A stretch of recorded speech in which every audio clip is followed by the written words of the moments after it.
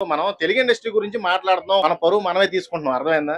మనల్ని మనమే తొక్కేసుకుంటా ఉంటే ఎప్పటికీ అయిపోలేం. బ్యాడ్ ఇంపాక్ట్ అయితే క్రియేట్ అవుతుంది. గడ్డం పెంచితే అందరూ అలాగే ఉంటారు. ప్రత్యేకత ఏముంటది? మరి పెద్ది ఫస్ట్ గ్లిమ్స్ ఎలా అనిపించింది? మామూలుగా లేదు. పెద్ద ప్లాన్ తోనే వస్తున్నాడు బుచ్చిబాబు.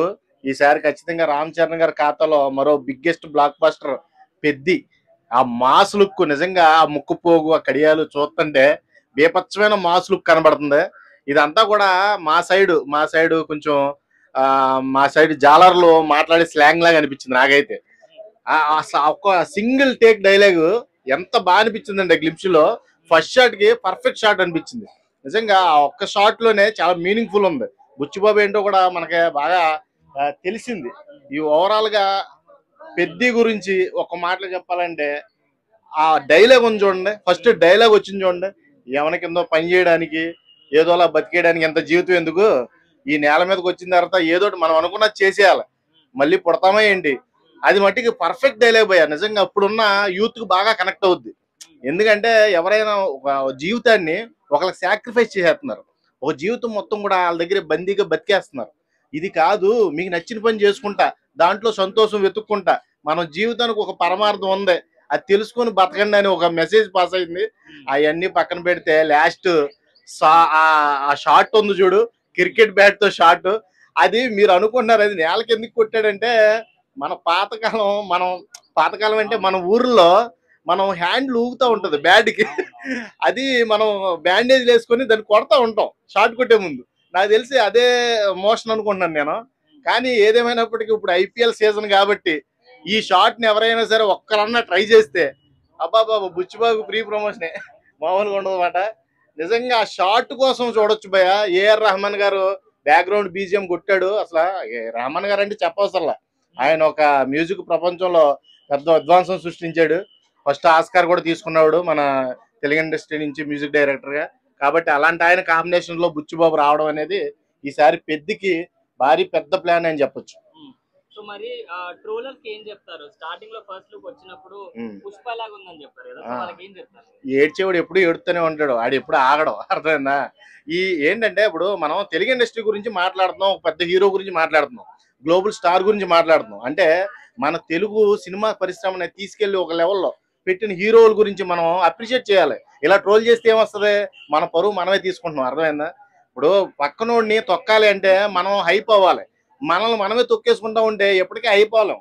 కాబట్టి బాలీవుడ్ రేంజ్ వాళ్ళు ఇప్పుడు భయపడుతున్నారు అంటే టాలీవుడ్ ని చూసి, అది కొంతమంది డైరెక్టర్లు కొంతమంది హీరోలు కృషి.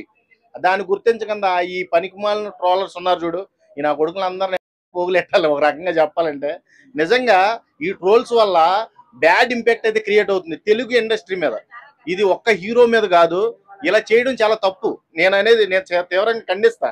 ఇలా చేయడం వల్ల మనకి ఏదన్నా మంచి కంటెంట్ తో రావాలనుకునేటప్పుడు కూడా ఈ ట్రోల్స్ గురవుతాం వల్ల వీళ్ళతో తీస్తే మళ్ళీ ఏదో ట్రోలర్లో పడేస్తారు, ఇలా అవసరమా అన్న ఫీలింగ్ అయితే క్రియేట్ అవుతుంది డైరెక్టర్స్ కి.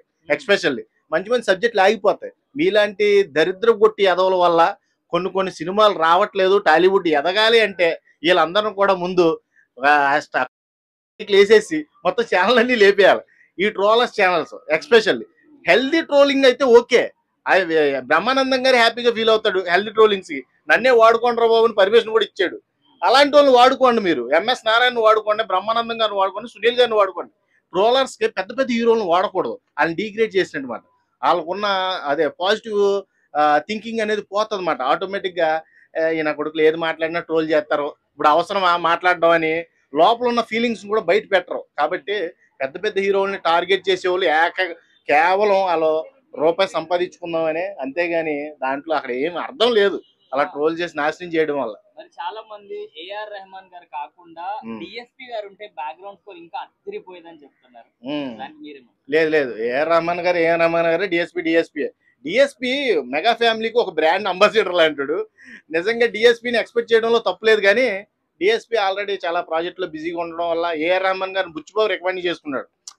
మా సినారియోకి ఏఆర్ రెహమాన్ గారు అయితే పర్ఫెక్ట్ మ్యాచ్ మ్యూజిక్ ఇస్తాడు అని ఆయన నమ్మాడు. అది ఆయన పర్సనల్ ఒపీనియన్ కదా, మనం మార్చామంటే మార్చలేడు కదా. కాబట్టి డిఎస్పీ గారైనా ఏఆర్ రెహమాన్ అయినా ఇద్దరు కూడా మెగా ఫ్యామిలీకి మ్యూజిక్ కొట్టడంలో దిట్టలు. వీళ్ళిద్దరూ కూడా బాగా కొట్టగలరు, బాగా చెప్పగలరు, బాగా పాడించగలరు. బ్లాస్ట్ అయిపోయింది, బ్రెయిన్ బ్లాస్ట్ అయిపోయింది ముందుగా. మనం ఈ లోకంలో ఉన్నప్పుడే ఏదైనా చేయాలి, ఈ ధరణిపై ఉన్నప్పుడే ఏదైనా చేయాలని భావన వచ్చేటువంటి డైలాగు చాలా అద్భుతంగా ఉంది. నిజంగా క్రికెట్ చరిత్రలో అలాంటి షాట్ కట్టడం ఫస్ట్ టైం చూడటం. నిజంగా మరి ఎన్నిసార్లు ప్రాక్టీస్ చేశారో కానీ ఏమి షాట్ అండి అది. ఒక సింహం ఒక లేడీ పైన వేటాడేటప్పుడు ఏ రకమైన ఉగ్రరూపం జంప్ చేసి పడుతుందో అంత అద్భుతమైన షాట్ లాగా అనిపించింది ఆ షాట్. నిజంగా ఈ సినిమా బుచ్చిబాబు గారు 4.5 సంవత్సరాలు కష్టపడి మరి ఏమేమి ఆలోచించాడో కానీ ఇది ఒక సంచలనంగా మారిపోతుందని చెప్పి అనుకుంటున్నాను నేను. రెహమాన్ గారి మ్యూజిక్ ఎలా అనిపించింది? బ్రహ్మాండంగా ఉంది. ఇప్పుడు ఆయన మ్యూజిక్ ఇంటర్నేషనల్ స్థాయిలో ఉంది వాస్తవంగా. ఇప్పుడు ఈ సినిమా కొడుతున్నాడు. ఈ సినిమాకి ఇప్పుడున్నటువంటి బీజిఎంస్ చాలా బాగా కొడుతున్నారు ఇప్పుడున్న కొత్త వచ్చినోళ్ళు. ఆ టైప్ ఆఫ్ కొడుతున్నాడేమో అనిపిస్తుంది. మన రెహమాన్ గారు టైపు తర్వాత ఇప్పుడున్నటువంటి కొత్త కుర్రోళ్ళ టైపు కూడా వాయిస్తున్నాడు అనిపిస్తుంది. నిజంగా చాలా బాగుంటది. బుచ్చిబాబు గారు ఇది 2వ సినిమా ఆయనకి. ఆల్రెడీ మొదటి సినిమాతో నేషనల్ అవార్డు దాకా వెళ్ళాడు. మరి ఇది ఎక్కడ దాకా తీసుకెళ్తాను అనుకోవచ్చు? ఇది ఇంటర్నేషనల్ సినిమా అవుతుంది. ఎందుకంటే 1990 ఫ్లేవర్ కనపడుతుంది. అది 1990లో క్రికెట్ ఎలా ఉండేది, ఈ గేమ్స్ అలాగే రాజకీయం ఎలా ఉండేది అనే ఫ్లేవర్ కనపడుతుంది నాకు. నేను ఆలోచిస్తే నిజంగా ఆ ఫ్లేవర్లో వచ్చిన సినిమా ఎప్పుడు కూడా సూపర్ డూపర్ హిట్టే, బ్రహ్మాండమైన హిట్ అవుతుంది. చరణ్ బాబుకి ఇంటర్నేషనల్ అవార్డు కూడా రావచ్చు. అలాగే ఇప్పుడు మనకి స్పోర్ట్స్ డ్రామాలు మన వాళ్ళకి తక్కువ, హిందీ వాళ్ళు ఎక్కువ చూస్తారు. అవును, మరి వాళ్ళ దగ్గర నార్త్ ఆడియన్స్ కి ఎక్కిద్దంటారా? బ్రహ్మాండంగా ఎక్కుతుందండి. వాళ్ళు అలాంటివే సినిమాలు బాగా చూసి సూపర్ డూపర్ హిట్ చేస్తారు.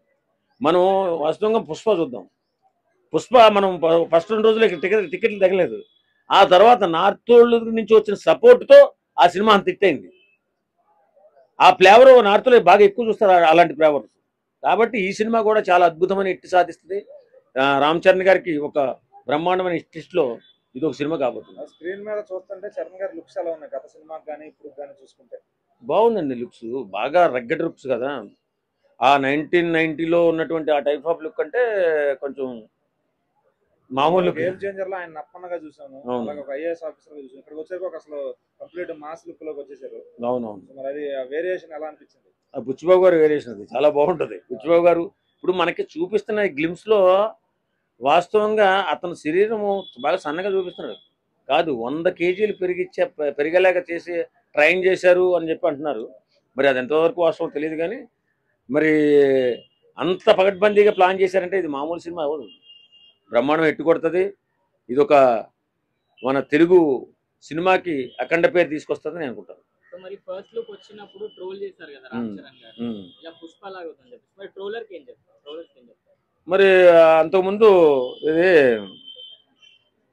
బుచ్చిబాబు గారు ఈ సినిమా రంగస్థలం. మరి రంగస్థలం వచ్చినప్పుడు అప్పుడు ట్రోల్స్ లేవు, లేకపోతే పుష్పకు కూడా ట్రోల్ చేసిన రంగస్థలం పుష్పకు ఉందని. ఇప్పుడు ఎలాంటి గడ్డం పెంచితే అందరూ అలాగే ఉంటారు. ప్రత్యేకత ఉంటుంది. గడ్డము ఆ టైప్ ఆఫ్ గడ్డం పెంచితే ఆ లుక్ ఈ లుక్ అని ట్రోల్ చేయడానికి ఏముంది? ట్రోలర్స్ ఎప్పుడు ట్రోల్ చేస్తూనే ఉంటారు. కానీ ఆ సినిమా హిట్ అయిన తర్వాత వాళ్ళకి బుద్ధి చెప్తుంది ఆ సినిమా.